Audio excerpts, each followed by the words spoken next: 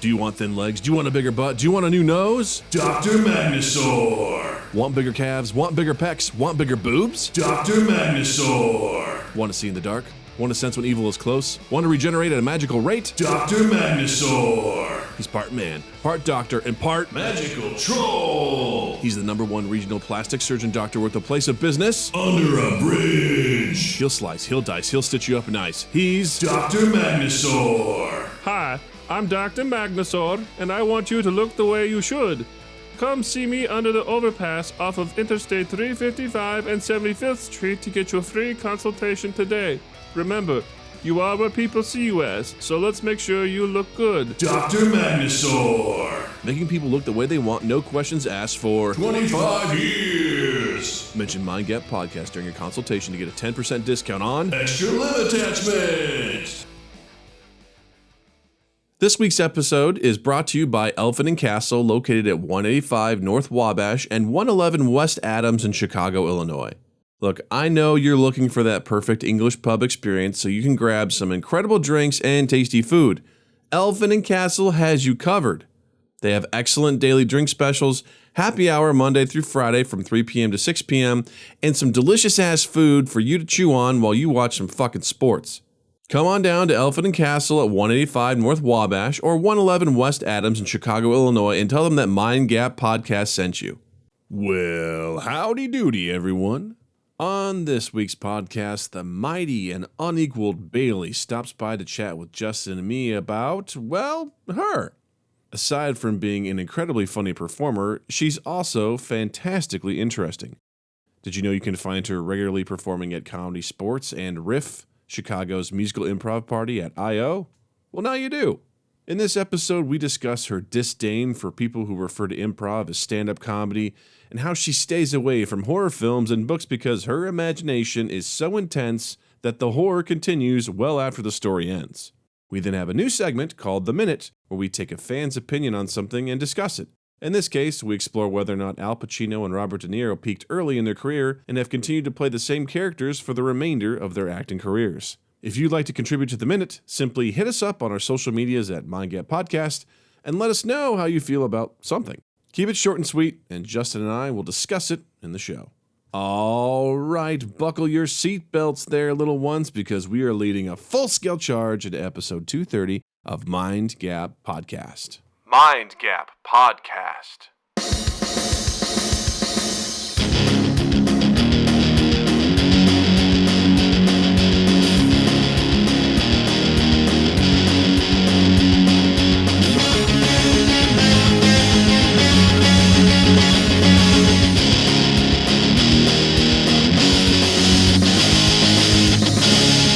Joined by the lovely Bailey. That's me. Pew, pew, pew. That was very energetic. Thank you, Justin. Yeah. So happy to have you here. Thanks for joining us. Of course. Thank you for the invite. Of course. This is very formal. I like this. We're going through the formal process. And also with you. Lift up your hearts. Yes. So what is that? Is that Catholic? Is that what is that, Bailey? Is it Catholic? What is that? I don't know what that is. I don't know. My name or the bit? The and also with you is that what is that? The bit is like a liturgical response that's probably Whoa, Catholic. you can't say that in 2020. Yeah, thank you. I did not grow up that brand of Christian, but I know the bit. I did. Yeah. Good. Yes. So what is it? It's Catholic. Catholic. Got What's it. your confirmation name, Justin? It's so my name is Justin Michael Strandland. My confirmation name is also Michael. Did St. Michael. And the reason I did it, Mom, if you're watching, I apologize. My parents are divorced. And so my dad's first name is Michael. So I picked it so she would have to say Michael twice. I never knew that. Oh my God. That is such a level of petty. That's some vindictive shit right there. I love it. Man, that's like Doug's nails level. Like, Right? In case you guys can't see, my daughter painted my nails. So Yeah. his daughter would have done better. Doug did it himself. I did it in my mouth. Just Doug's 3-year-old daughter would have done it far better than Doug did it. Yeah. Yeah. I'm very pleased with it, though. Yeah. It's very fun. Did you tip No. for services rendered? Oh my God. No, she's an apprentice, so she's got to earn it. She's in an 18-year internship. Yeah, exactly. She's got to get better. You don't get tipped for doing a shit job. I don't know. I tip often. Even if it's shit? I mean, I feel the guilt. Do you tip? Do Is it that tip Catholic guilt? Yeah, I have not been able to. I haven't gone to church since I was 16. I have not been able to shed that shit. Yeah, 10% tithe, 20% tip. Ah, okay. I've only had a couple situations where I haven't tipped because it was just that bad where I'm like, nah, you're not Did you getting say it. something, or you were like, my lack of tips speaks for me? Well, I literally. I'm passive aggressively not going to. I did the passive aggressive thing is I left a note on the receipt that was like, this service was terrible. XOXO $0. Doug. Yeah. It was pretty So bad. when they said like, well, why don't you write a letter? You literally did on the actual receipt. Yeah, because, I mean, I was at the store the other day and I saw this lady kind of losing her shit. Losing her shit's a little bit aggressive, but she was Slightly droppy. she was giving this checkout lady at the grocery store a real hard time, and I'm like, naturally I sided with the employee because just of the way this woman's behavior was just, she said things like, real happy I'm the one that gets to tell you how to do your job. It's like, oh, okay, cool. So there's a little bit of that. Not a fan and of then when that. she was done, she just wanted to find anyone to tell the story to in the store. And she like found some manager who was managing the self-checkout. And she was just like complaining to her. And I could tell that lady was like, yeah, man, that sucks when that happens. Yeah, I know, I get it. I'm totally going to do something. And then the lady was like looking around for someone else to talk to. And then she finally just walked out. And I was like, God, like I've been pissed off at stuff and I've wanted to, but I'm in the sense where I'm like, well, fuck it, I'm just gonna leave. Yeah. That's just how I work. Like halal guys, rest in peace. You ever been to halal guys? I don't know if you're referring to like a story where you had bad service, or you're like, got them closed. I didn't know the tone. I was like, should I celebrate with that? I don't know if I should side with the employee or like. Fair enough. Doug almost tanked his entire life. He went on a 2-year thing just trying to get this one store I was closed. like, fuck these guys. 'Cause they used to be right across the street, and that would be like my pre-podcast spot to Not eat anymore. dinner. And I just had really bad experiences there to the point where He picketed. so. How many letters were written? That's what I want to know. Actually, I don't think I was going to. I think I literally was going to be like, this is it. This is what they need to have this feedback to know how bad they're doing. Doug was giving constructive And feedback. then I was like, oh, they don't. Make sure you use the fucking sandwich care. method. The sandwich method's terrible. Like, you guys to know the shawarma was great. Someone took a dump in my plate. But also, I love the attitude here. But you know what? Thanks, guys. The decor is beautiful. Yep. So, yes. So, Bailey, you do a lot of cool things. I hope so. Yeah. So you're a comedian, performer, entertainer. Yes, I'm here for your entertainment. What sort of stuff do you do? I do a couple different things. So right now I'm on 2 different ensembles. I'm on the ensemble with Riff, which is a short form music improv show cabaret at I.O. every Friday and Saturday night at 10:30 p.m. Highly recommend checking it out. It's super fun. Yeah, it was one of my long-term goals is to get an ensemble. So very excited, very awesome. happy. Congratulations. With the work. Thank you. And then I also play with a comedy sports team as well, one of their rec league teams. We are a young team, and I'm excited to do a bunch of stuff. Cool. What kind of stuff are you excited to do? I enjoy music improv a lot, so that's probably one of my passions. Just to kind of make up dumb songs that make people laugh. Like there's enough stuff in the world, So I don't make a song about something that's dumb. Something about a little tune that is made up that is just it warms my heart. Yeah. And I've been trying to do that a lot lately at home, just to annoy my family, which I feel like I've done pretty well. Pretty I good think job. you know your family pretty well. I'm pretty good at annoying my family. You can get away with a lot of stuff in a song. That's actually a really good point. It is, yeah. I was heard something on a podcast on the way over here. It was Bill Burr singing a quick Cheated song. on this podcast. I don't. Wow. Just Way to out giving me. him a lot of- Thanks, jeez. Giving him a lot of chances. Yeah, a long rope. It was so. It was to the sound of "Beat It," I think it was, or whatever. It's like. I don't know, I'm not going to butcher it. But anyway, it was very funny the way he was like, I fucking can't stand you, get out, or something like that. It was just, it was so just playfully done in such a great way. I'm like, oh, that's really funny. Yeah, I love when you take someone off guard and they're like, great song. What did she say? Yeah, right? I love a quick rewind. Oh, it's improv. It's done. It's never coming back. Good luck, Janice. Yeah. I don't know. Other stuff I do, I guess, other than comedy. I'm hoping to climb Kilimanjaro in October. Nice. So I want to talk a little about that because we that's can talk about it. let's do it right now. Oh, then. sure, yeah. Why Kilimanjaro? Like, how did that even come about? Because I was like, Yeah. a couple years ago, I'm like, I'll run a marathon, and I did that. But this is like Kilimanjaro. It's a whole different fucking level. I don't know. I mean, I hate running, so good on you. That's not gonna happen. It's Kilimanjaro. I think I've been in Chicago 4 years, and I feel like I haven't done anything really cool and interesting in a minute. So someone who's like an improviser and a Krav Maga instructor and a bunch of other like hats, I was like, I really want to do a thing because I used to live overseas. I moved to Chicago after teaching overseas in Korea for 2 years. Okay. And I moved to Chicago like without a whole lot of plan, and I'd never been outside O'Hare. In my first day of class at Second City, there was a fire, and pretty much nothing's been eventful since then. Oh shit. Okay. That was my first day of class. Was that fire? Was the big fire? Yeah. We got evacuated, and I was like, no, the Xavier School for Mutants burned down. I moved across an ocean, and I don't know. It was a little itchy for a while, and I'd actually been thinking about it for almost a year, and like off and on, like, yeah, cool idea, because it's just a long hike. There's no like ice axes. There's no like crampons you put on your shoes to like climb. And stuff. Really? Okay. Yeah. So it's pretty much just an endurance hike, in altitude. Okay. So, but I liked it, and it seemed manageable. That's really fucking cool, though. Yeah, and there's a lot of information online about it too, which is helpful to have less of a like surprise with it, and to just hear. Also, just like I'm a thick lady. You're welcome, Twitch. And to hear from other people that like, hey, it's not impossible for you. You know what I mean? Like you don't need to be able to fit into whatever Patagonia extra small. Like you can still climb a mountain. Right. So. I've had this dream since I was like probably a teenager to stand on a mountain and look down at clouds passing underneath you. I love And I think that. you can do it literally on any mountain, but I've never done it. And I'm like, you know what I want to do it? Africa. That's really cool, though. I Yeah. mean, that's a great opportunity to go check something else out and do something fun. And the more I say it out loud in places, the more I'm like, you have to do it. Right. Exactly, oh no, right? you are full Yeah. committing yourself Oh, now. 100%. Yeah. It's on a podcast. I mean, the tens of people are going to hear this, and you have to do it. Then. REI, I am looking forward to you sponsoring me. That's right. Well, you're in luck because REI is a sponsor of ours, so we'll go ahead and hook you up with the CEO. I still have a Washington State driver's license, you guys. Like, I'm from the motherland. Have you ever climbed any mountain? No. Okay.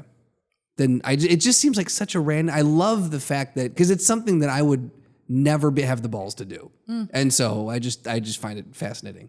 Like you never climbed mountain climbing isn't like in your like you're like, oh yeah, I'd spent a year getting certified or something. I have a Washington State driver's license. Right, but you just said you didn't. You have a mountain climb. That's true. I don't mountain climb now. It just That's what we call holding people accountable in a conversation. Way to go, Justin. Unbelievable. Point, Doug. Justin. Great. Why? I don't know. I didn't know I was winning, but now I'm excited. Enjoy it while you've got it.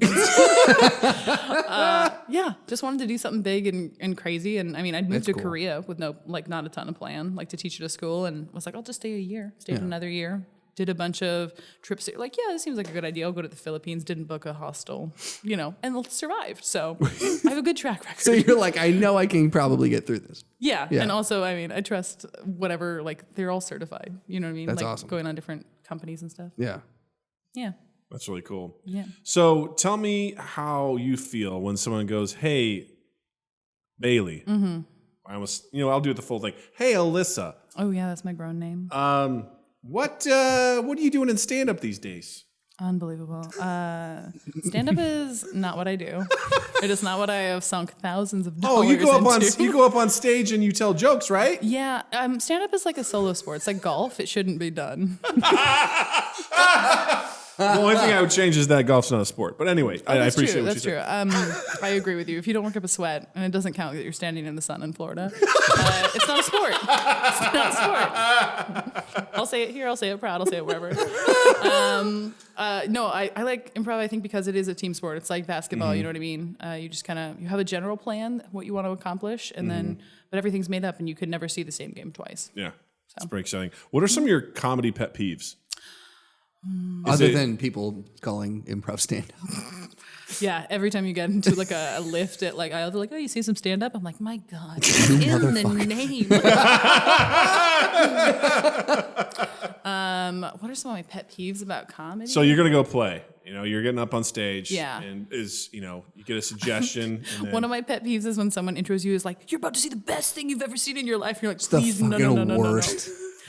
This doesn't have to specifically do with like a show, but my least favorite thing is when you're like, hey, this is my friend Doug. He's the funniest person you've ever met. And you're like, oh my God. And not in a comedy or a non-comedy situation. Right. It's the worst because you're like, great, I'm never allowed to be off. Right. Yeah. I'm never allowed to be like, oh, I'd like to sit down and eat without being like, here's a joke about food.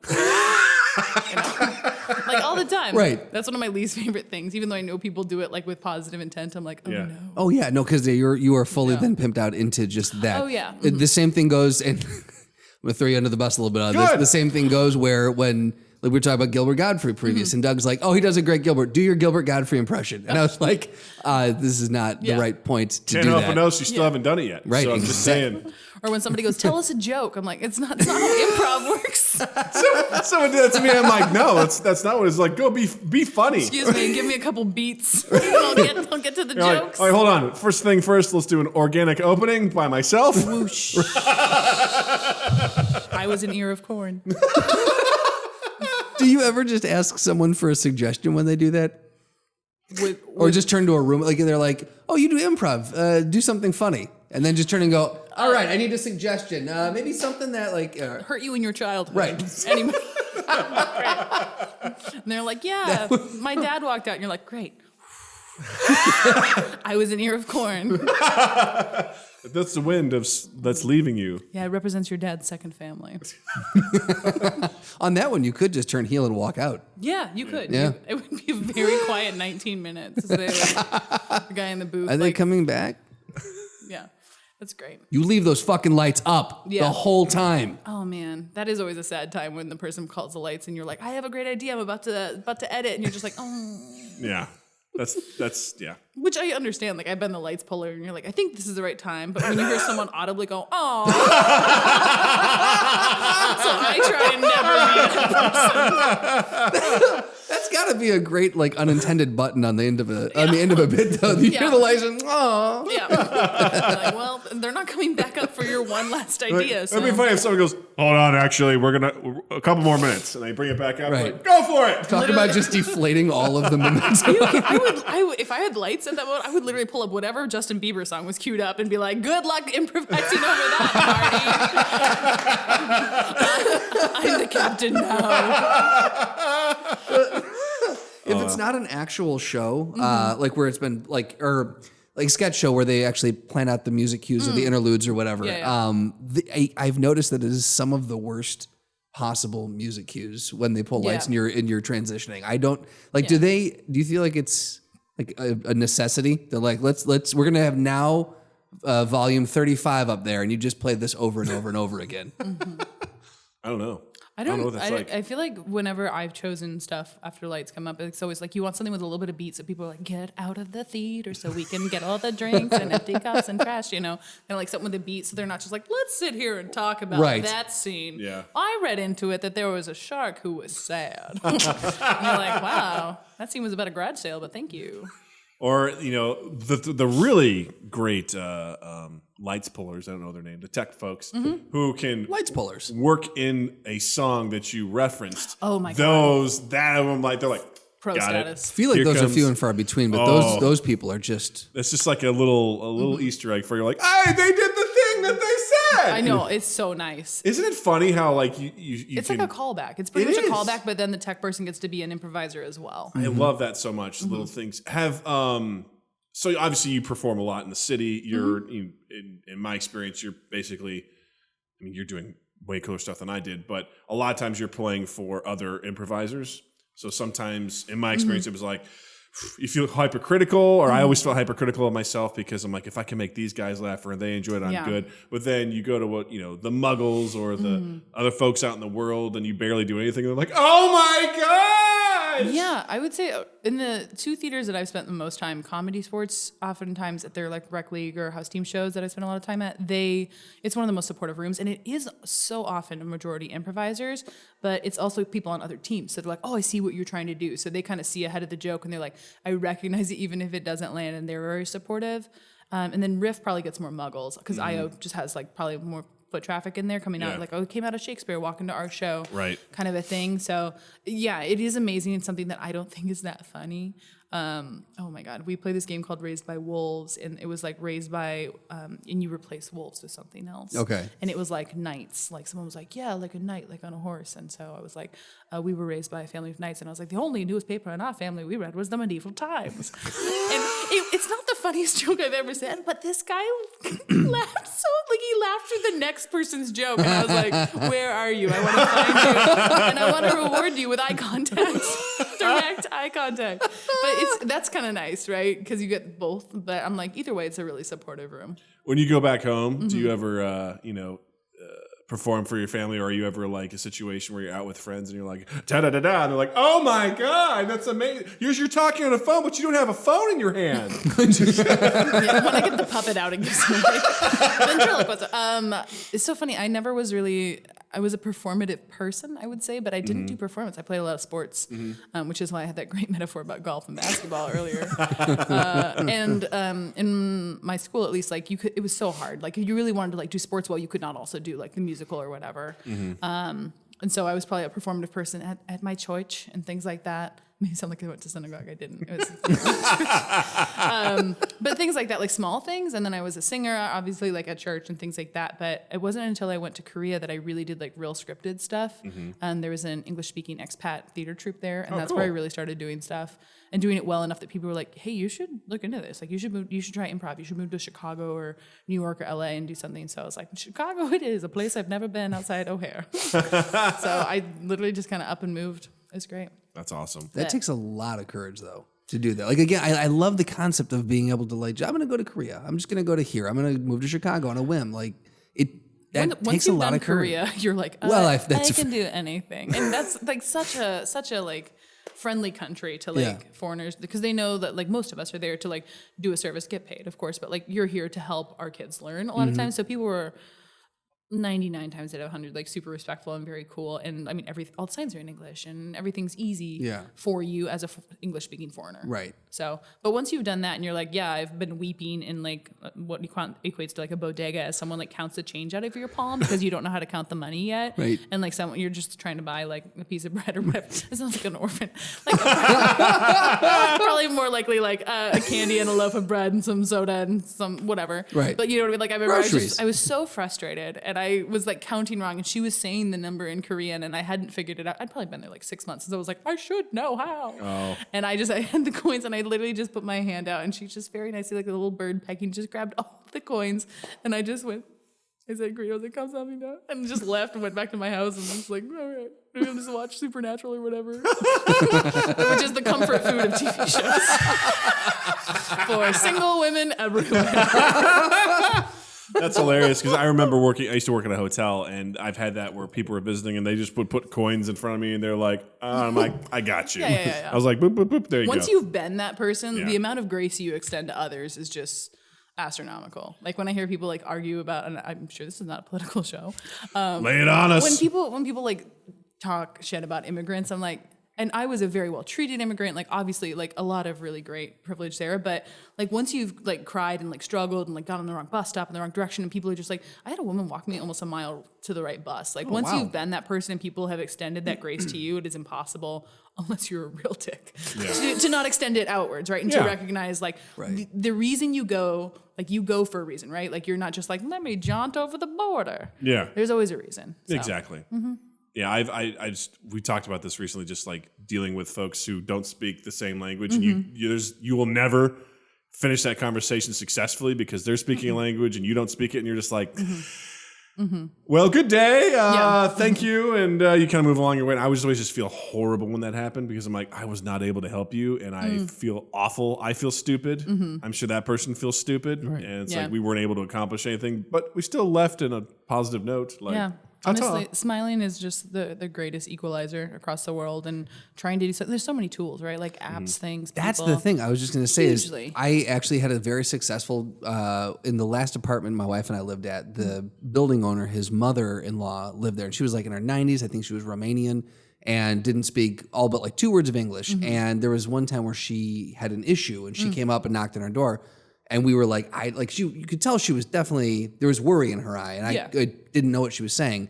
And so I was like, hey, Beth, can you call the landlord? And I pulled out my phone. I pulled up the Google Translator app. Yeah. And I just, while she was talking, I just hit the button and it came up. And so I said something back in and you could see her just like, just this like look of like, whoa, what are we doing here? And it just, everything changed. And we were able to go down and help her get whatever she needed. And it was great. Everything worked out fine. But it was the first time we'd ever seen that. Like, this technology is amazing. I know. It's so cool. It's a great feeling. And, and I mean, it's so nice to connect with people like that. When you do understand each other, like what a joy.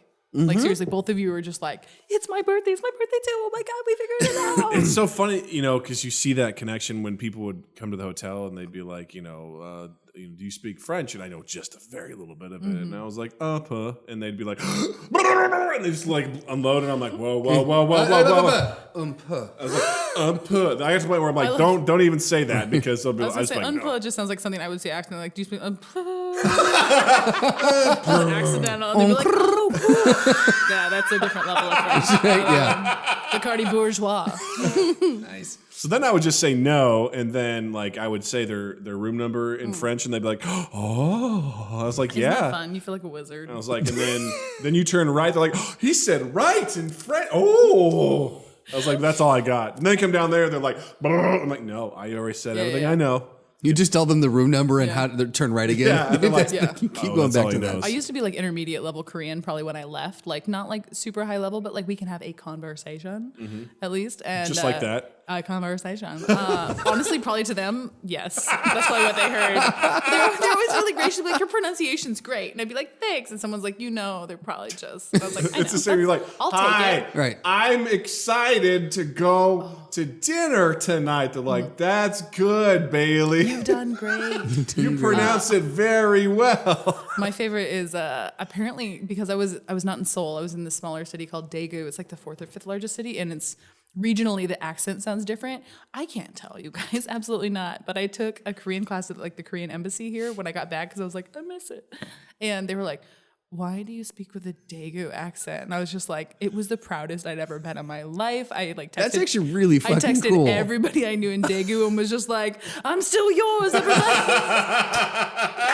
Yes, I was chuffed, as Colin Farrell would say. You're chuffed. I think that's a thing. Like that is. Thank you, Justin. What does it mean? Point Justin. Again, he's up to nothing. To be clear, he's up to nothing. Exactly. Right. Yeah. What's chuffed? Chuffed is like when you're excited. Like I feel real good about this. I always think pleased is punch. Pleased Like, is that's a punch. good- Exactly. I feel like they should come up with a different word, because chuffed. I love chuffed. Chuffed doesn't sound like something that's like I'm excited or I'm pleased. Those are like, It's chuff's like, hey man, you're really chuffing me off right here. I don't like it. Oh man, when I got done with the marathon, I was chuffed. Oh, I Yeah. bet. Yeah. Yeah, man. Yeah. Yeah. All that rubbing.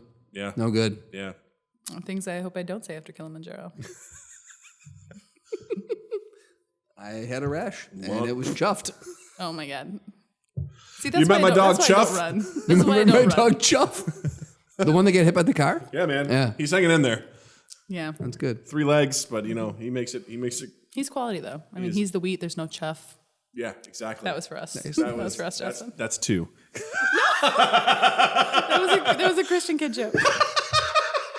You can't share, Doug. You can't share. Doug's a fundy Christian. Oh, Yeah. It's hilarious because I get labeled that. I don't remember why, but I was. There was something. Oh, you were giving a rationale about. Oh, God, what First was of all, I want to say how you lit up when he said that. You're like, oh, you too? I'm waiting to hear the explanation so I can probably go, me too. it was early on, and we had a guy that would always listen, and he was very analytical about everything. Doug was giving an argument about something, and it was AI. And you were Okay. talking about playing God. And okay. the way that you went down the rabbit hole of your justification, he's like, Doug's a fundy Christian. And I was just like, if you've ever met Doug, he's very much not. Have you seen Doug's nails? Does this mean that I'm a funny Christian, sir? No. And he actually had rationale as to why. Like I was like, I guess I am in that argument, I suppose. But I mean, in general, I don't think so. I was like, you could not be more far from the point. Yeah. Well, now I'm disappointed. So tell us about that, Bailey. No, thank you. Okay. I already had my therapy session this morning. Cool. Fair enough. Yep. But I think you mentioned something about due to your upbringing, you missed a lot of pop culture stuff. So what? Did you really? Yeah. I'll briefly touch on it. I grew up pretty Pentecostal Christian. I am a graduate of Oral Roberts University, a small, probably evangelical fundamentalist Christianity university. I said too many words there, but yeah. It's pretty, if you know what Liberty University is, it's like a sister school. If you don't, great. Live your better life.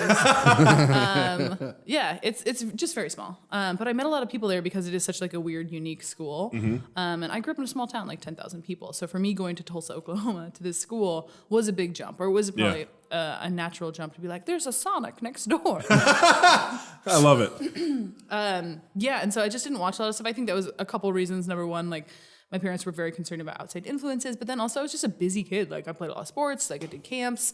I worked at, like all the time. My first job, I was like 12. I was vacuuming classrooms in my middle school. So I just didn't like slow down a lot to watch things. I mean, I saw some stuff, but I think between being busy and then worrying about outside influences, there were a lot of things I did not experience until I was older. In hindsight, do you wish it had been different though? Or like, do you like the fact that you kind of went through more on the go and less, engulfed in all the pop culture stuff that everyone else was? I definitely didn't like lack for stories. Like I stole all the batteries out of everything in the house to put them in a flashlight to read books under the covers. So like, love that. It's still legendary at my parents' house. Hell yeah. My mom's like, we hid the batteries. I'm like, I'm 32. Are we still doing this? Great.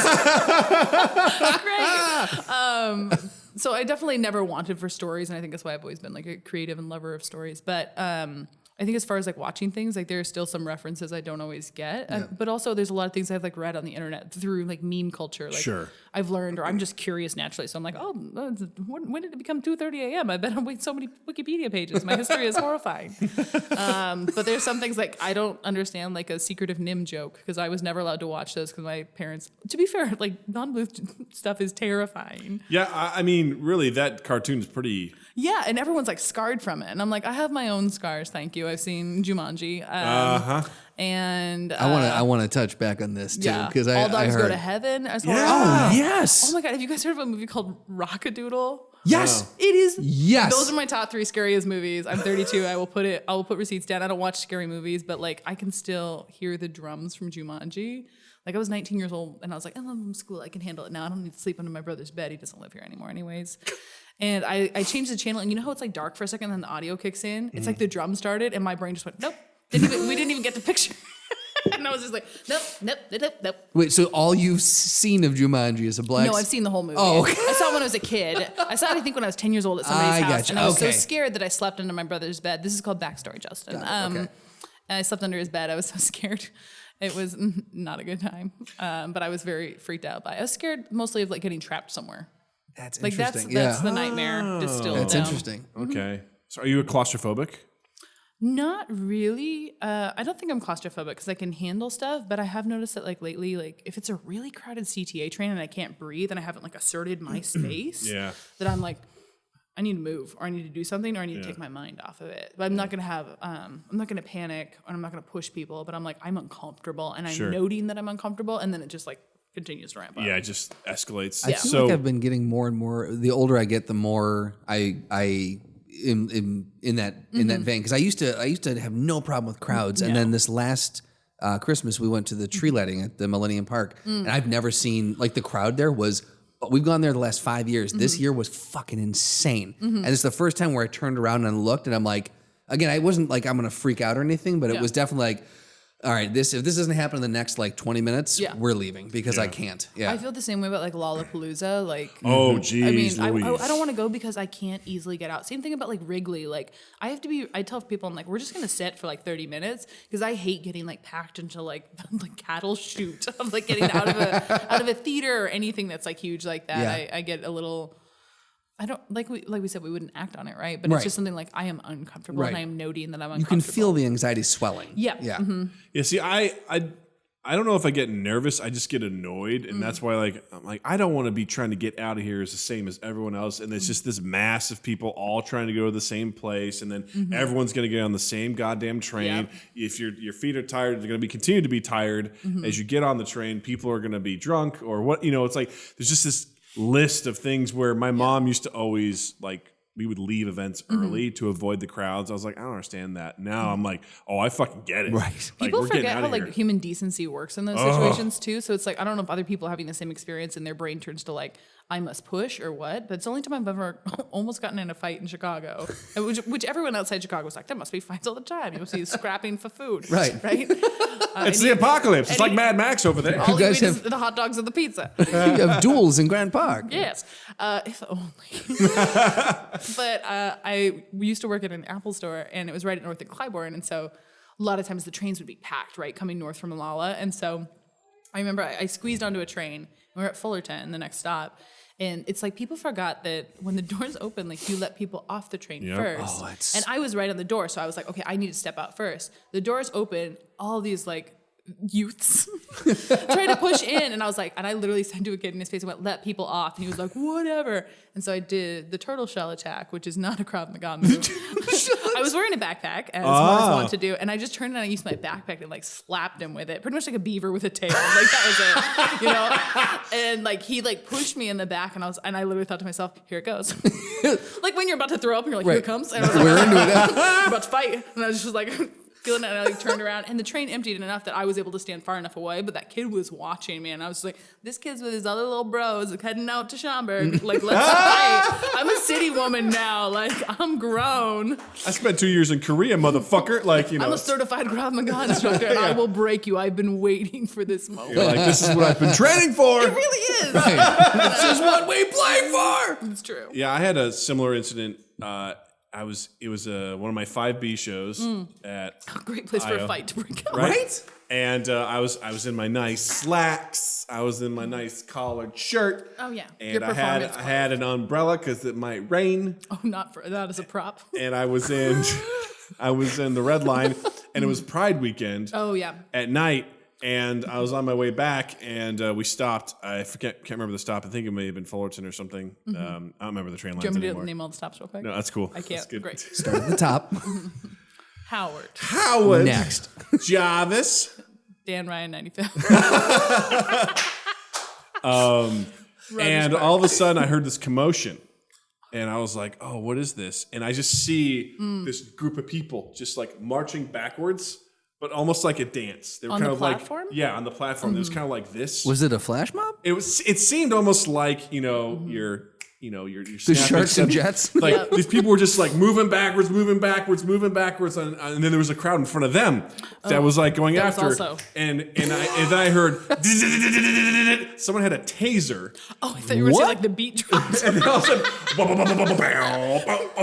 That would be a fight I would want to watch. Right?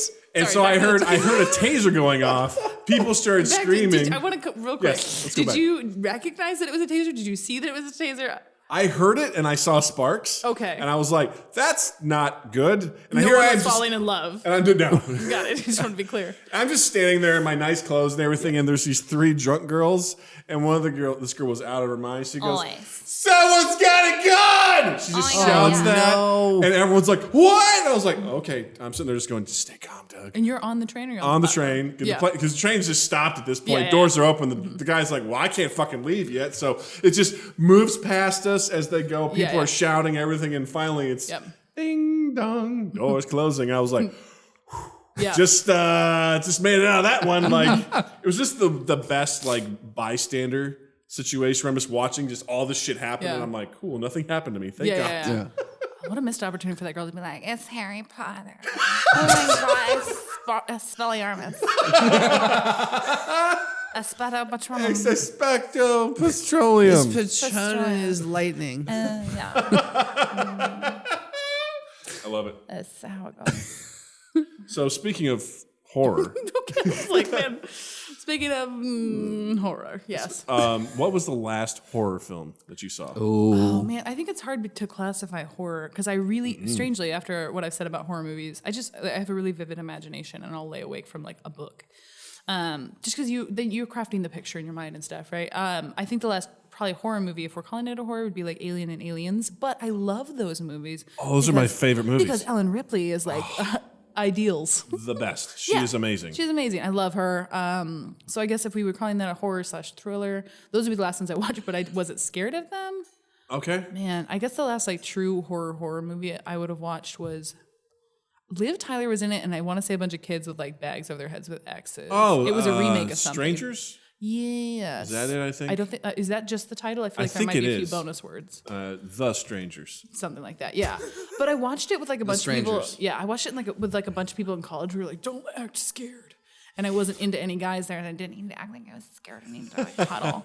Which I say as like my parents' second date was The Shining. Like my dad's like, I did it on purpose. Like I wanted her to be scared. Yeah, Like, that's married 35 years, you guys. It works. funny thing. My dad's first date with my mom was the movie Alien. So Nice. and she was not a fan. Maybe this is why I'm still single, you guys. I don't go see horror movies to cuddle with people. So it's interesting because Maybe Poltergeist. Other than that, that one kind of wrecked me a little bit when I was I a kid. watched that on purpose with the lights on, y'all, as an adult, Yes. because my mom told me it was super scary for her when she was like younger, and I wanted to be like, I can do it. So I watched it with the lights on and was just like, sure, that hand out of the TV. Oh my god. Yeah, right. But yeah, that would probably be the only other. Those are probably like two like horror movies that I'd be like, yeah, I've seen those. And you said you don't watch them because you have an active imagination. Very. So, probably like- from all those books I read as a kid, and you're constantly like building oh man, you're building visuals based off of words. And so I'm like, oh, I'm very good at building visuals off of words. But then if I like see something like, I'm like, oh, same thing with a horror book. Like I don't want to read anything that's really freaked out. Like I'll sleep with the light on. Same thing. I'll just continue building that world out in my mind where I'm like, well, if Paris Hilton's face melted, mine will too. House of Wax. I remember that movie. That one was not good. Oh, Chad Michael Murray had the jaw though. So The pause there was the best. It was like, I've never felt more alone in a room. it's like, we don't know what to do with that. I do love the fact that that's a byproduct of the fact that you were kind of not allowed to watch a lot of TV or anything as a kid. The fact that you have that active imagination, because I feel like mine was stunted because of the exact opposite. Because I watched so much TV, Yeah. everything was handed to me visually that I didn't really have to craft anything. And so Yeah. I love the fact that you had the reverse from what my childhood was. Interesting. I always think it's really interesting when people like can't disassociate like Emma Watson and like Daniel Radcliffe from Harry Potter, because they're like, it's like they saw them first before they ever read the books. And I'm like, I think I probably have a similar thing with those specific characters, but like other ones, like I've never thought about what does Frodo Baggins look like, or any other book character where I read the book first. I'm like, oh, if anything, I struggle to accept that actor because I built a different picture in my mind. Sure, yeah. So absolutely. that's I've always heard people talk about that, and I think I'm relatively quick to let that stuff go, unless I'm just it should never be a reason for you not to enjoy that piece of media. I think Yeah. because you're like, well, it didn't match my brain picture. Like I never thought Lord Asriel looked like James McAvoy, but I'm not angry at it. Yeah, right. And it's also one of those things where nowadays I think that's more of a problem because people craft. They have their fan theories and they have their fantasies of how they want something to go. I mean, deviant art, Yeah, yeah. I was gonna say Whoa. that pretty much runs. I love some of those like interpretations of a character, because I'm like, in my mind, I'm like, wonder what they do look like. Oh, that's cool, someone else's interpretation. But then if you can't relinquish it, like, I mean, art is in the beholder's kind of a thing, but also you should be able to relinquish your opinion to let someone else breathe life into it. Well, wow, I feel like you should tell everybody on the internet that, Bailey.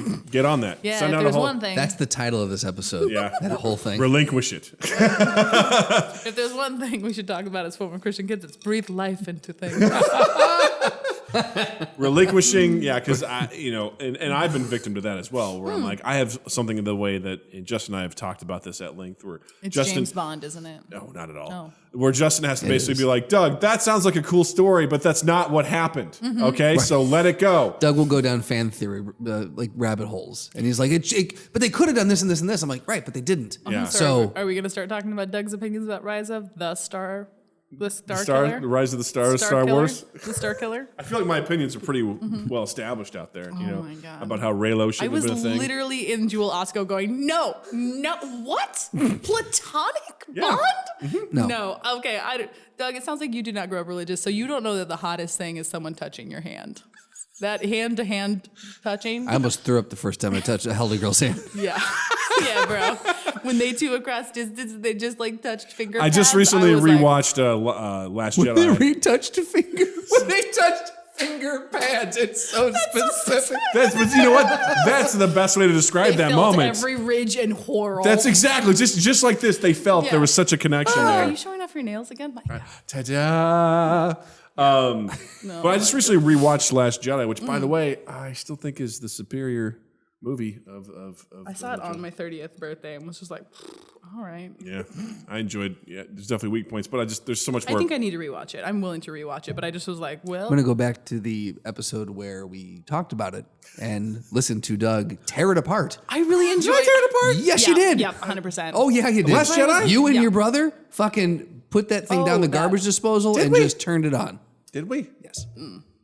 I didn't listen to that one, you guys. I just listened to 2 episodes ago because I did enjoy that you kept saying Rise of the Skywalker. Just like when they're like, the Facebook.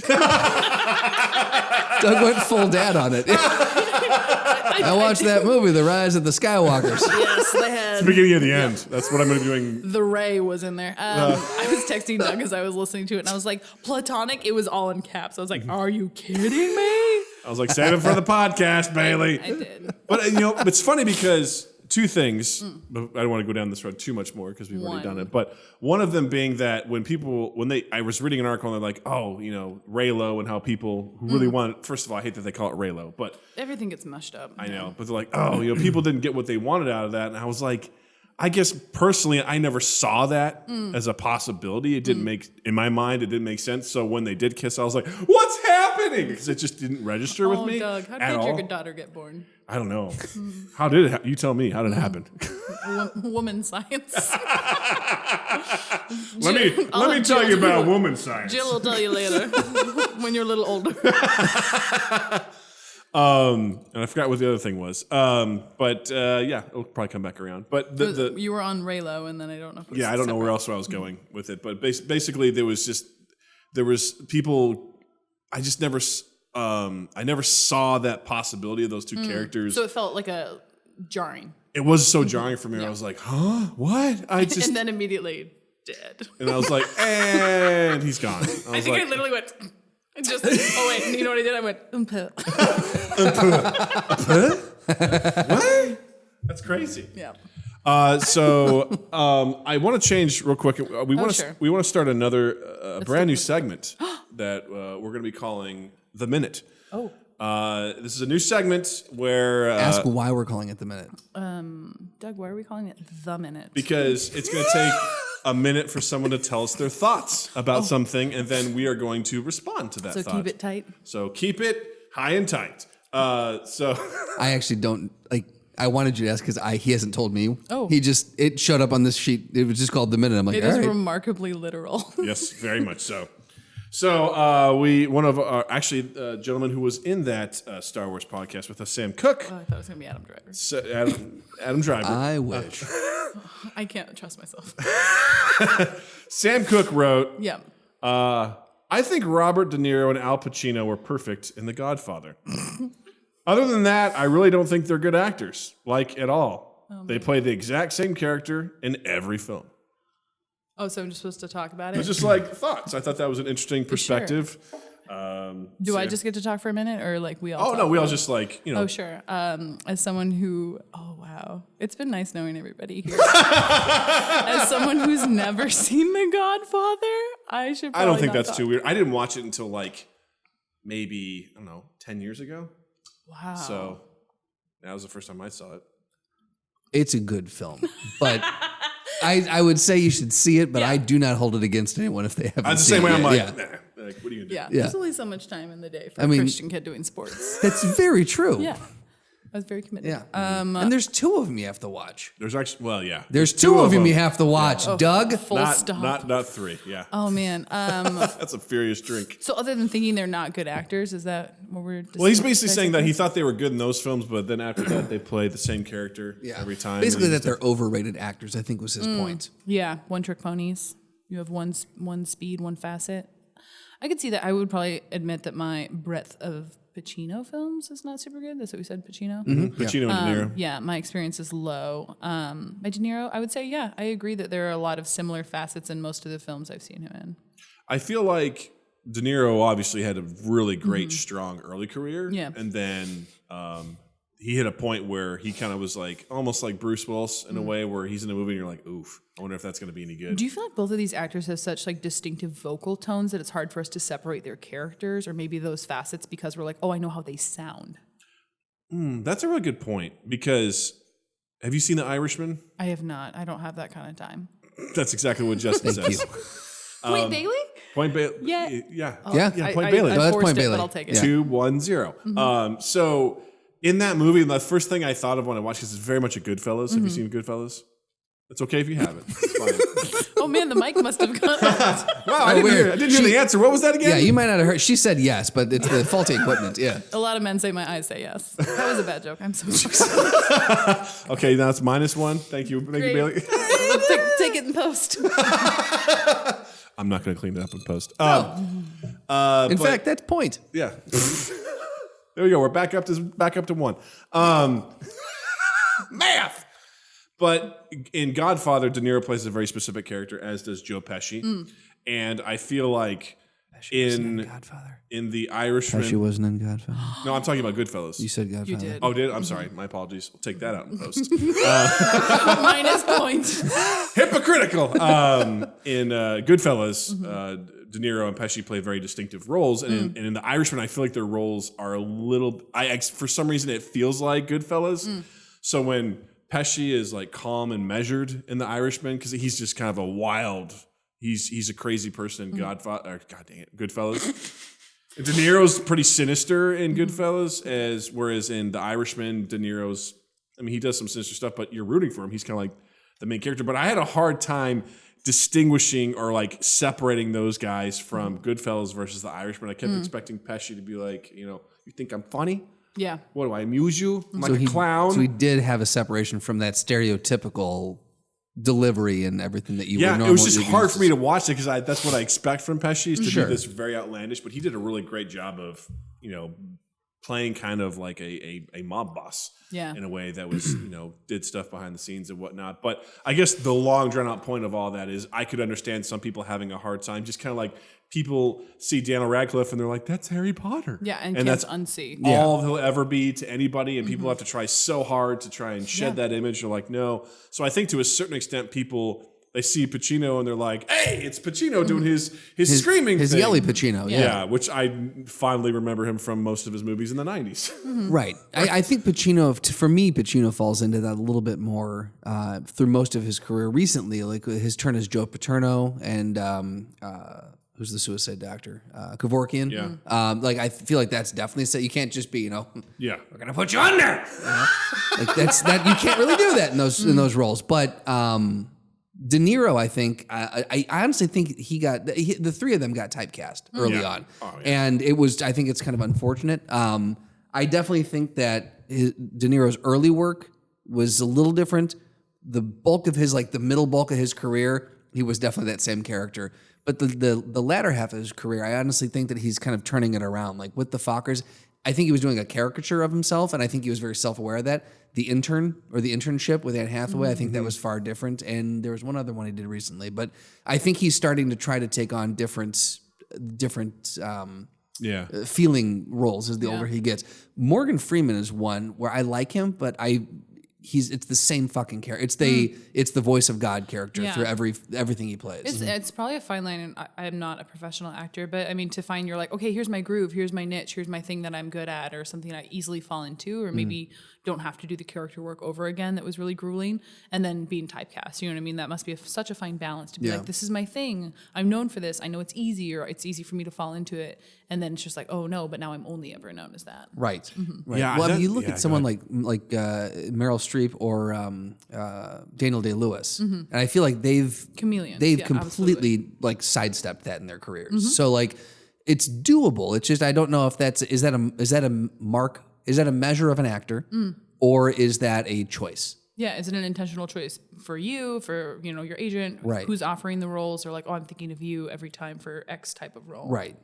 Yeah, because you definitely can get, typecast in a particular genre, like The Doug, Rock. what is it like always being cast as a check-in mob boss? Who's that? You. Me? Oh, yeah, always. All the time. That is a vibe I get. I'm very good. I'm very good at that. It's, Bread and butter. Check my boss. Howdy doody. Eastern Provinces was good to you. Yeah, this is very good. Did you do it again? Do your accent? Howdy doody. There it is. Eastern Promises. There it is. At your service. Yep. Say the money is late. The money is late. There it is. That's my boss. Such a choice. The money is late, The but money is you're great. The money is late. You owe us more interest points. Great. Great. What? Point Doug? You know what? Point Doug. Point Doug. Point Doug. On the board. Way to dig yourself out of that hole. The board. You were saying, though. But some folks like Dwayne Johnson. More often than not, it's going to be an action movie if he's in it, right? Like, Yes. not to say that he can't do drama, but that guy works out. Have you like seen he does. Skyscraper? I He mean- can do drama. Rampage? Mic drop. Hey, listen, I just want to ask, are we sure those aren't the same two movies? It's just one movie? Pretty sure one of them had a flying crocodile. Not a flying crocodile, a flying wolf. Sorry. I thought it was actually like a gorilla, wasn't it? Or That was also a that was in there too. All of those things were in there, yes. The crocodile might be able to fly. We didn't. He didn't get to It'll build be that in character Suicide out. Squad too. Anytime. Biggest crossover. The worst one. Remember at one point they were going to do 21 Jump Street and Men in Black? That was going to be a crossover. I forgot about that. I was like, how is this going to happen? Didn't And why? we don't need more details. I'm just happy No, with I that. mean, let your imagination run, Bailey. It's not a horror film, but could have been. Who knows? I would maybe watch it. I can't imagine how that would work. In most cases, I can't. But to that extent, like I can only imagine how frustrating. Like even Matthew McConaughey for a little while, like he was the rom-com guy. Yeah. And then he did what was What do it, you Lincoln think- Lawyer? Lincoln Lawyer, and then oh my god, I just forgot what he actually won Mud. an Oscar for. Mud? Mud was great. What do you think though? Like made that thing? What do you think he told his agent like stop giving me these roles, or he was like I want Oscar bait, or like did he make an intentional choice, or did the type of roles he started getting offered change for him? I think part of it is it's got to be tough because a job is a job, right? You want to keep working because the last thing, the biggest death knell is stop working and don't be relevant anymore. I think part of it is, and this is just whatever, I think he called in some favors. Like he really wanted something and he probably was like, hey dude, like can I please be in this movie? And they're like, fuck, I guess. Yeah. And it worked out really well. And they Or went, was holy it True shit. Detective that turned him? What's up? Was it True Detective? True that turned Detective. That was it was a combination of things. It was Lincoln Lawyer, him? Mud, Lincoln Lawyer did come before that though. Didn't True it? Detective, that's and right. then obviously What is that movie he won? Dallas Oscar? Buyers Club. There it is. Okay. Oh yeah. And he just started like his trajectory just shot up after that. And I also then- feel like all you need is one of those because I think Hollywood is such a at the end of the day it's a money game, and so like it's the people don't want to put their investment into someone. They're like, well, he's done rom-coms. We know he makes money in rom-coms. They're easy to produce. We'll just keep doing rom-coms. Yeah. And so they don't want to take this chance on a something that has more depth to it. All it takes is one, and then they go, oh, he can. Yeah. Okay. So it could have just been one of those things. He maybe called in that favor. It worked, and because we've seen it where it doesn't work. Like the person tries to do the crossover, and it's like, stick to your shot. Well, not only that, it's just tough because you got to realize which is the one you take a shot on because we get to see the finished product. Right. We get to be like, oh, yes, obviously this is a fantastic movie, but they were just looking at a script. Right. And they'd be like, yes, this is the one. And I'm so going many to do. facets too, like with editing, things like that. Like, I mean, we've seen so many people. I mean, this is more reality TV based, but how you can craft whatever storyline you want with that. Like, editing is an incredibly powerful tool. So Yeah. something that you're like, man, I did great acting. They're like, oh, well, we took the other actor's shot. Like, oh, damn. Like, Right. you cede control as well. Like, once your bit is done, so you may have done great work, and we never see it the way you intended, or they didn't use the take you wanted. Exactly. 100%. Yeah. I've also heard people who were trying to be shitty in that business. Like, obviously if you've got, I don't know the official term for it, but like I'm talking to you, you're talking to me, and they're like doing a shot over my shoulder. So like you're talking to me and I'm like saying my lines, but when you're giving me the lines and the camera's on me, like yeah. you're giving me a lot and I'm responding to it. But when it's on you, I'm just like, yeah, and the dog died. Right. I'm not giving you anything, and so Right. you still have to try because they're trying to sabotage the take. Right. To be like, or it's an yeah. actor that doesn't get it. Yeah. I've worked with in some of the stuff we've done, I've worked with actors before that if they're just feeding lines, they're just feeding lines. They're like, and I'm just like, and you the dog guys died. have to fucking do more than like you've got to give this person something to react on. Like, yeah. it's not just improv that is reactionary or that like living in It's the moment. give and Like take, it's and then absolutely. and then you flip the roles, and same thing. You can't always be like the person like throwing out the ideas. You Yeah. really do. How many times have you been in an improv scene and someone lays or you lay like a big heavy piece of information at their feet and they're like, huh? And you're like, You know what's worse than is that you're crazy, grandma, and you're like, oh my god, You know what's even bananas? Like when you're on stage, you're like, I hate this. And you can make something work when you're watching it happen. It's just like watching a train wreck. You're like, I hope they can fix it. And if they can't, it is awful. When someone says no in an Yeah. improv scene, you're just like, oh God, that would drive me nuts. I'd just be like, Yeah. fuck, why would you do that? Like, I don't want to play in your sandbox, so there is no sandbox. your mom's not coming back. Oh, really, Dad? It's like, She died 10 years ago. Then why do I see her coming up the road? And then there someone it on the is. side is like, is that me? Oh my God. Yeah, I'll be the mom. Sure, yeah. And I'm then a two people ghost. enter at the same time, like, honey. Oh no, I have two moms. Right. The And if you cloning can- worked. If you can play with it right. See, we just saved it just Right. now. Yeah. This example. That's true. Yeah. But people who are just like, Like, what is happening? Why are there Right. clones? So much happened so fast. oh my God. I do love Orphan Black. Thank you. It's a great show. I haven't seen it. It's on Amazon Prime. I didn't watch it when it was on because I had BBC access, all that stuff, but it's on Prime now, all 4 or 5 seasons. So Tatiana Maslany is I hear she's great. amazing. How do I not? I know the name. She used to be a race car driver. Oh, okay. Yeah. Yeah. That's Formula One, right? Yep. Yeah. It's probably number 3. But just so many different faces and voices and things. Like, she's amazing. She didn't get nominated for an Emmy, I think, until their like 4th or 5th season. Like, it was a crime. Like the show United States of Terra with Toni Collette. Yep. And how she played all those different personalities and stuff like that. I'm like, what? Yeah, and she didn't even have the benefit, sometimes of like changing how that character looked, Toni Collette. But I mean, obviously, like sometimes Tatiana, honestly, I'm struggling to remember her actress's name and not like the character's name, but toggling, like sometimes you have the benefit of like wigs or looks Right. or voice. And sometimes it's just like, oh, these two characters are from the same area, and all you have is like, your mental decisions you're making on how they move or act. So it's a masterclass, truly, and also have just to like a watch fun this. story. Kind of like James McAvoy in what's that movie? The M. Night Shyamalan movie? Splinter? Yes, Splinter. Yeah, followed by Glass, I think. In the same universe, in the Shyamalan. Yeah, where he Yeah. basically had like all those different Shyamalan-verse. personalities, and he would Shyamalan-verse. just like turn them on and like whatever. Yeah. Part of me would think that would be fun to try and. Didn't watch it. Considered it horror. I agree. McAvoy didn't pull you through into it. No. Not even as the Beast, the shirtless. No.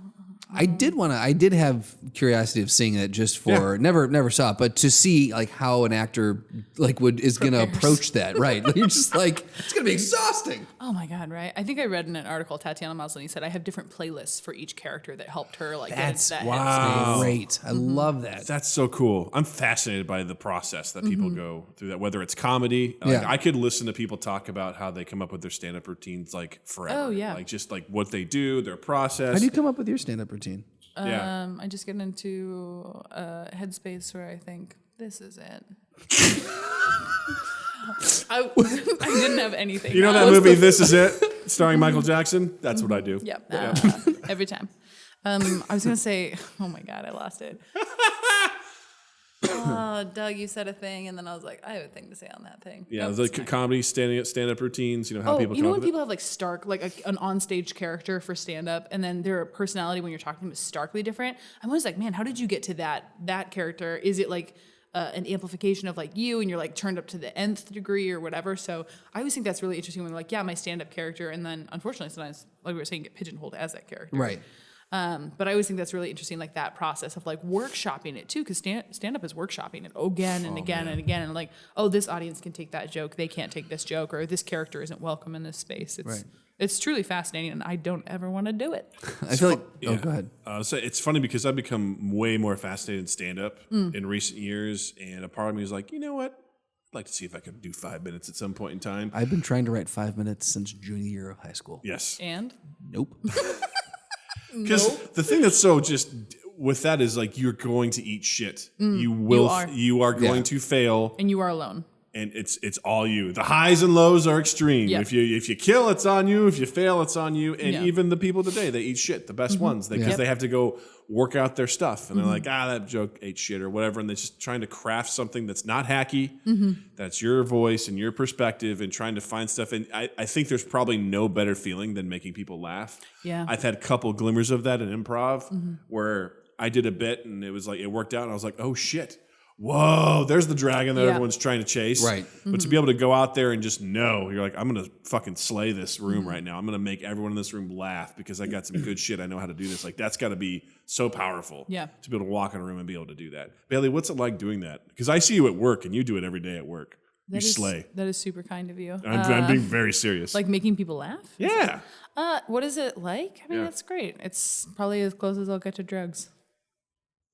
That's a serious answer. Like that just, you know what I mean? Like that euphoric feeling of like I without me saying that thing or being a piece of that puzzle, like that laughter, that joy wouldn't have happened. Yeah. I love when someone comes back up to you and like recalls something you said and you're just like, wow, it's stuck. Like whether it's, something like work related presentation things, or if it's like, oh my God, I just said stand up. Yes, it's happening. Damn it. -1. This is the whole podcast. Or if it's like improv, like someone's like, oh my God, that was so funny. And I'm like, thank you. Like, it just feels great. It feels nice when someone else says, I say, here's a sandbox. I'm like, I see your sandbox and I love it. And I remember it even when it's gone. Real quick, as we sort of ramp down, and Justin, I want you in on this too. Like, think about the time where you did a comedy show. Wow. And afterwards, comedy. Oh my God. And think about someone who came up and gave you a compliment afterwards that meant the world to you. I'll start.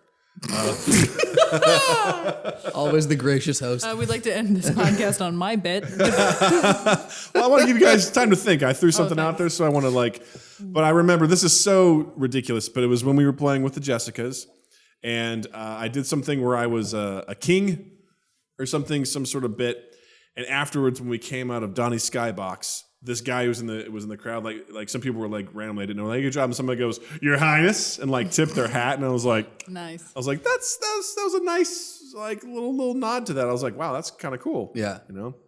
Yeah. Oh man.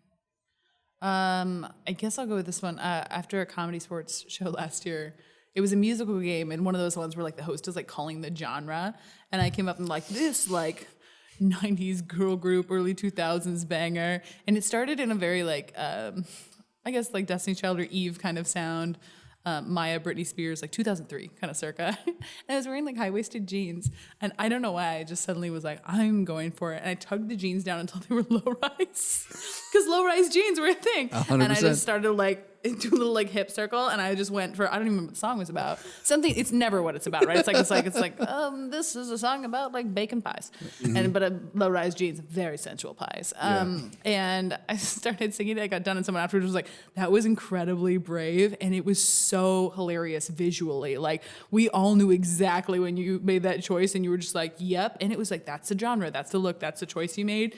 And like, who cares that I immediately, like my body was just like, we shouldn't do this. Our roles are happening. But it was perfect. And someone was just like, I love that. And it wasn't another improviser.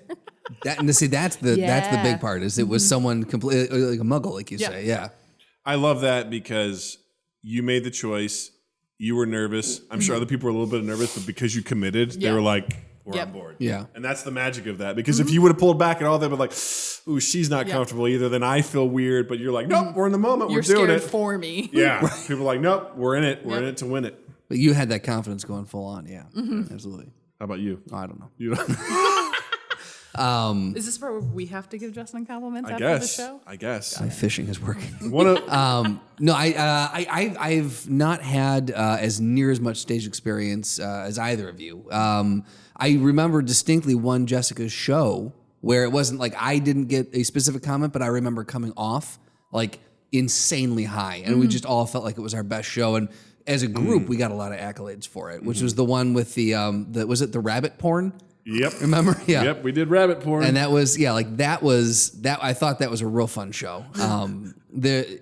Outside of that, just in a group setting or in like a friend setting, I one time improvised we were hanging out at we do something once a month called the ICMC. It's the Irish Coffee Movie Club, and just a bunch of people who get together. And I riffed in Gilbert Gottfried's voice how.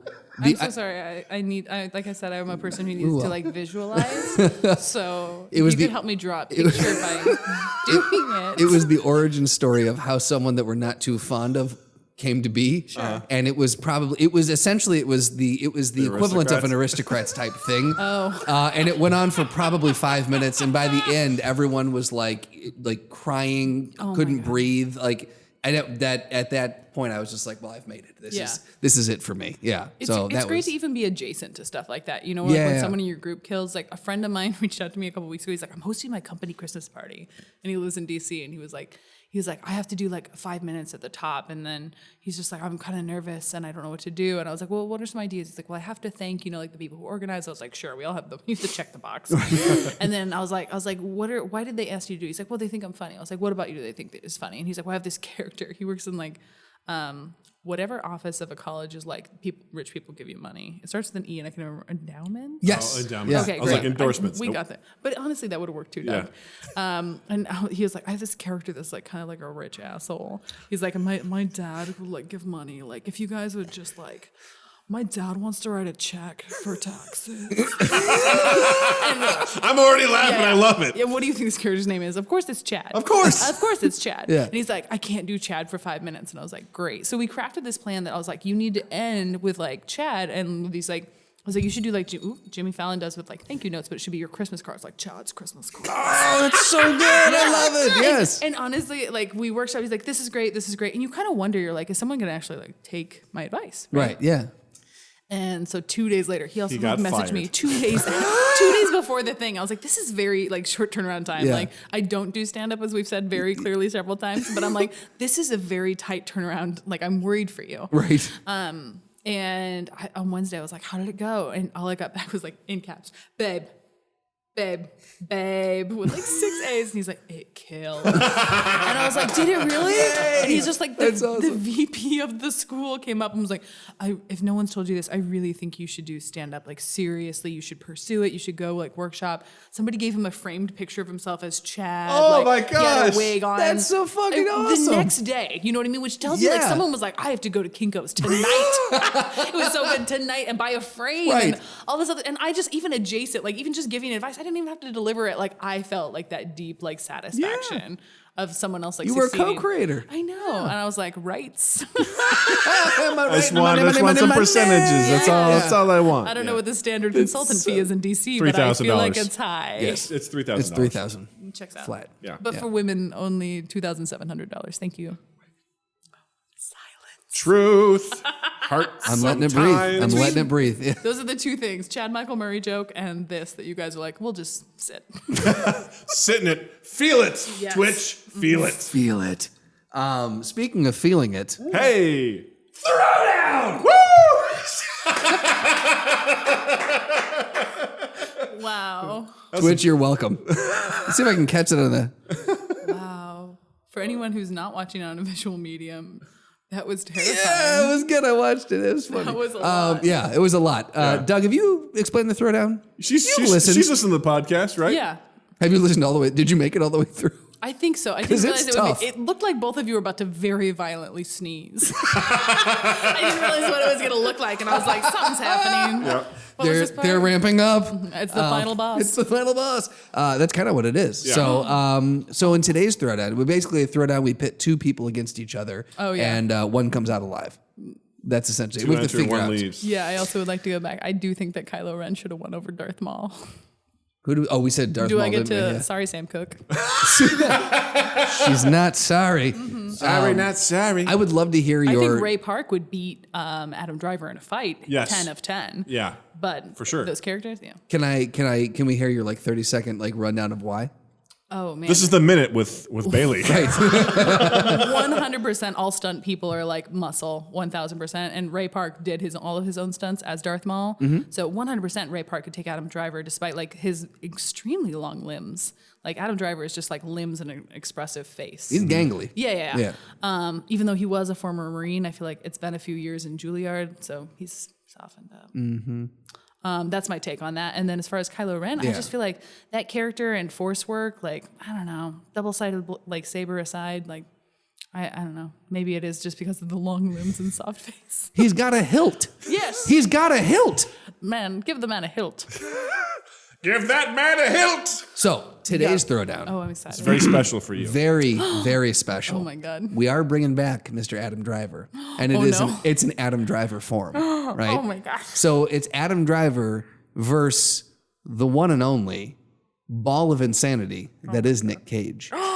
Oh, this is very personal. Wow. Oh man. Also, I want to talk about like getting like typecast. What happened to the career? What happened to Nick Cage's career? Bailey, on behalf of Nicolas Cage, Have you seen the new trailer?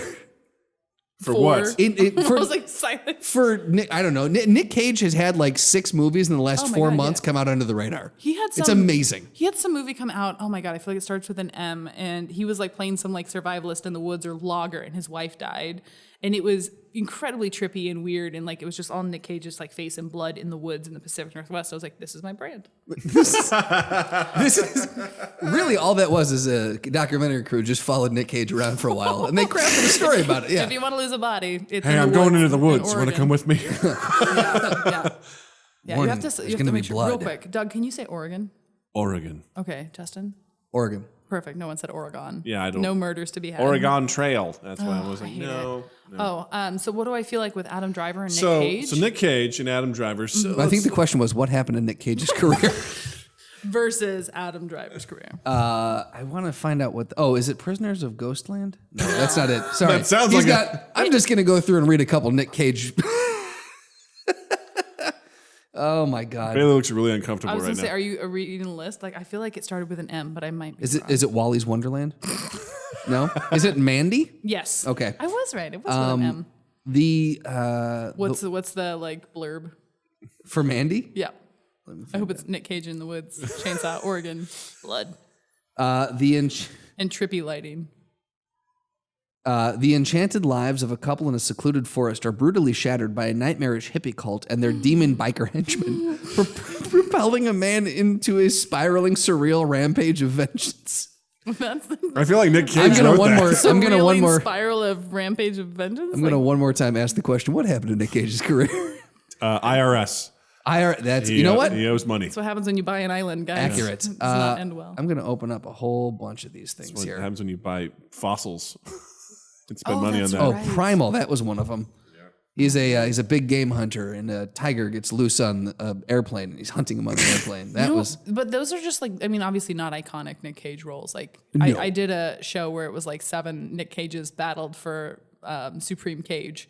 And It was I Cage mean, match, right? It was called Cage Match. It was great. But I think like we had obviously Wicker Man because bees, and Naturally, we yeah. had Con Air. We did not have The Rock, which I personally, as myself, consider to be the best Cage. Good speed. Let's see. Oh my God, I can't remember anything. Sorcerer's Apprentice. We had Kick-Ass. Kick-Ass. Was, he was Raising good in Arizona, Moonstruck, like all those like very iconic Cage roles where you like have a visual with it, but I don't know. I just feel like there hasn't been a ton. I would say Kick-Ass is probably the last like very quality movie we saw him in. that. Yeah. Spider-Man. Oh, Spider-Verse. I take that back. Yeah. Okay, but we saw him in. I would like to go back to. We saw that was a cartoon embodiment of Nick Cage. I mean, what about Pig? Where a truffle hunter who lives alone. A truffle hunter. What movie starts with? All right, here's the thing. Hold on. Truffle Hunter. Who lives alone in the Oregonian? Is that in the? I'll allow I'm going to it. say in the Oregon wilderness because I don't know what Oregonian wilderness is. Must return to his past in Portland in search of his beloved. You guys, did he just start living in Oregon? It's just like, hey, come here, make him film with I me. don't want to do it. If A we do it lot in of Oregon, people I'm are there. filming in Portland these days, but still. Came back in search of his beloved foraging pig after she is kidnapped. And the pig's name is Mandy. It's all in the same universe. The Cage verse. Oh my god. So anyway, All right, so Nick Cage versus Adam Driver. so where are they meeting to do this deed? I feel like it's in the wilderness of It's in Oregon. Yeah, 100%. In Oregon. Well, I feel like that's It's a on the coast. that's a Oh, plus is one. it? It's on the coast. It's Goonie style. Yes, and they're like, Yeah. I mean, we're talking like on a cliff, jagged Yeah. rocks. Yeah, We have no real beaches in the Pacific Northwest. It's all coast. jagged. it's all stuff. jagged ouchies. Yeah. Well, if we're in Oregon, I mean, Nick Cage's stat sheet says he gets +3 to attack if he's in his home state. So I think that's where he man. gets a bonus. So. I love that reference, and yet have never played D&D. So I know you guys look like the kind of people who know people who do D&D. Please invite me. I do know people. I've Yeah. never done it yeah, myself. I just actually recently started playing. So Wow, cool. I interesting. wasn't the only person late to the party. Am I just choosing like if they fought each other who so would win, or in they my meet on a heart? cliff. Oh, on they the meet on a Ore- You know what? You know what? Let's take him out. I don't want to give Cage too much. Let's put him in Neutral territory? Washington. State? Because you have to say Yes. that. Sorry, Perfect. Washington I State. found that out when I left. You have to say it. So Montana, we could do. They meet No, don't be absurd. Nebraska. You fully skipped Idaho. So they meet, Yes. and they're in neutral territory. Adam Driver comes across a wild Nick Cage.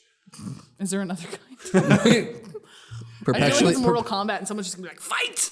And Adam Driver, being the That's what Nick sweetheart that Cage he hears. is, says, "Oh, Nick, you were such an inspiration for me. You're the reason why I joined the Marines. Is when after I watched The Rock, and I realized what not to do, because you could turn mercenary and not have any honor. He's, I don't want to do that. So you taught me so much." And Nick Cage is like, "Who are you?"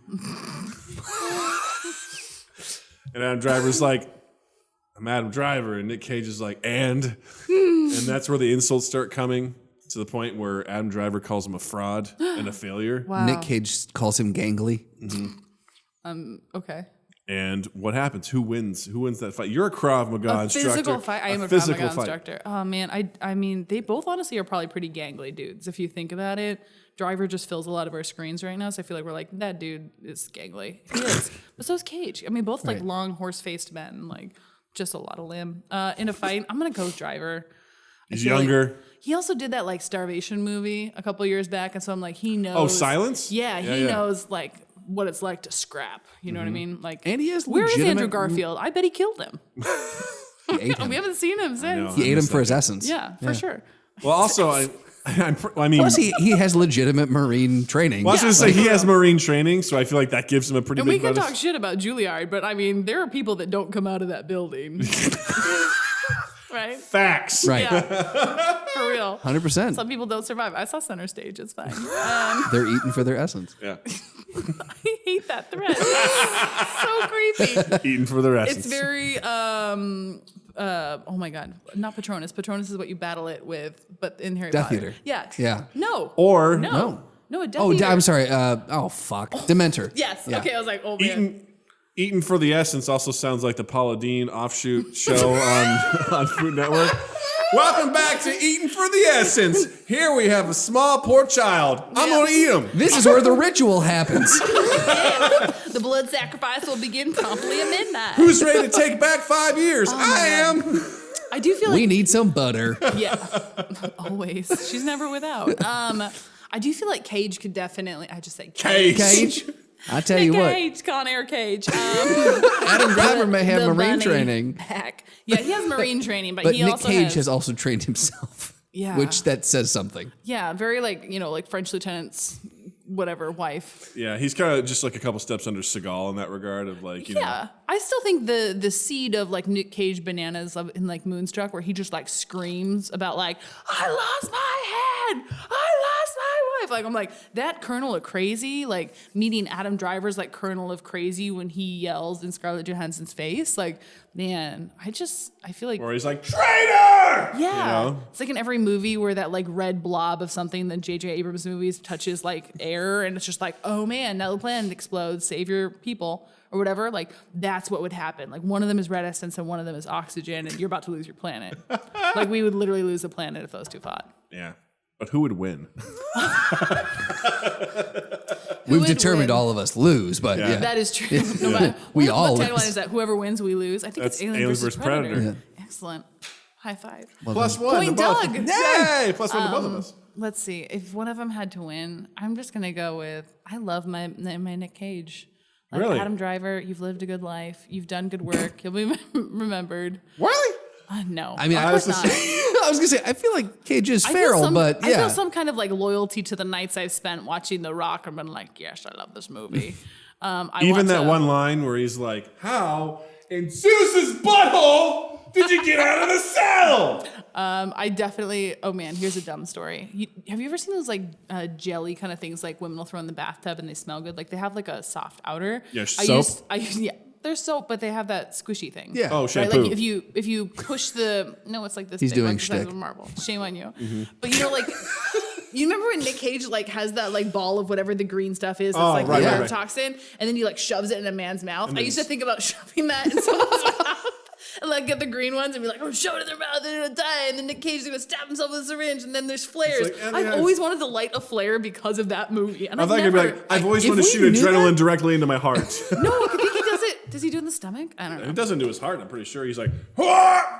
Probably. Yeah. We need to do a segment on here called Making Dreams Come True and like find out things like that. And then like we should have had a flare that she could have just lit right now in the basement of Elephant and Castle. And she could have shoved some jello in my mouth or Right. something, and I would have been like, I would 100% shove things in your mouth, like shove it in your face, like just full on. I So- would not need to be paid. So Adam Driver for the win. I think that's where we are. Yeah. Suck it, Cage. Oh. You understand he is currently on his way here to. Oh, yeah, he's live he's tweeting after right us now. now. You will have a couple days if he's driving from Oregon. It's like It Follows, but just with Nicolas Cage. What movie is that? I've never seen it. Yeah, that movie it would probably drive you crazy. You probably wouldn't like it. It's a horror film. No. Yeah. Oh my god. Anyway, oh Jesus. Oh, I said it wasn't me. no. You know what I said? I said Point, Justin. I said a little bit goes a long way, Doug. Bailey, thank you so much. Oh yeah, of for course. being here.